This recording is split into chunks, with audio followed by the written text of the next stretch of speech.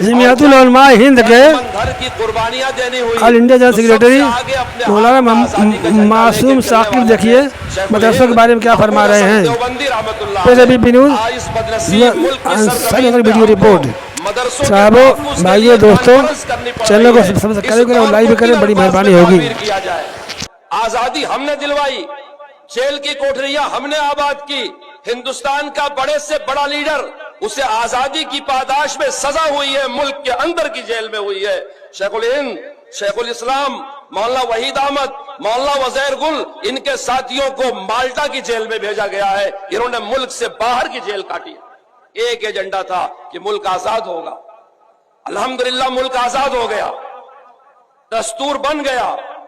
दस्तूर कितना बामाना, कितना वजनदार, कितना मुअस्सिर बना है, उसका अंदाजा अब हो रहा है। 10 साल से फिरका परस्त तबका उस दस्तूर की धज्जियां उड़ाने पे लगा है, मगर कामयाब नहीं हो रहा है। बनाने वालों ने कितने इखलास के साथ दस्तूर बनाया होगा, कितनी जद्दोजहद, कितनी जाफशानी के साथ इसके दफात मुरत्तब किए होंगे कि हुक्मरान तबका चाह रहा है कि दस्तूर की धज्जियां उड़ा दी जाए। ये मैं जमीयत उलमा के जलसे में नहीं कह रहा हूं, सुप्रीम कोर्ट के जज कह रहे हैं कि बिल्डोजर की कार्रवाई असंवैधानिक है। मुझे समझाया जाए असंवैधानिक का मतलब क्या होता है। आए दिन कोर्ट कचहरी में जज साहिबान को बताना पड़ता है कि फर्द की आजादी का मतलब क्या होता है। हुक्मरान तबके को, वर्दी पहनने वालों को, जिनकी जिम्मेदारी थी संविधान की हिफाजत करना, शहर की और मुल्क की और नागरिकों की हिफाजत करना, कोर्ट कचहरियों को उनको बताना पड़ता है कि संविधान का तकाजा क्या है।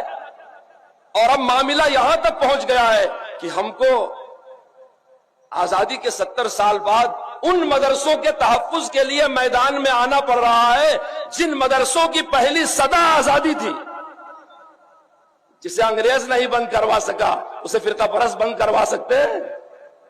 हमारे इन मदरसों में सच्चा अम्बेडकरवाद बसता है, सच्चा गांधीवाद बसता है। याद रखो, असली हिंदुस्तान बसता है। हमारे मदरसों के दरवाजे अजमेर शरीफ की दरगाह से लेकर आजमगढ़ के देहात तक सबके लिए खुले हुए हैं। हम आने वाले की जात नहीं पूछते, हम छुआछात के खिलाफ है। आने वाले की जबान नहीं पूछते, हम लसानी बुनियादों पर तफरीक के खिलाफ हैं।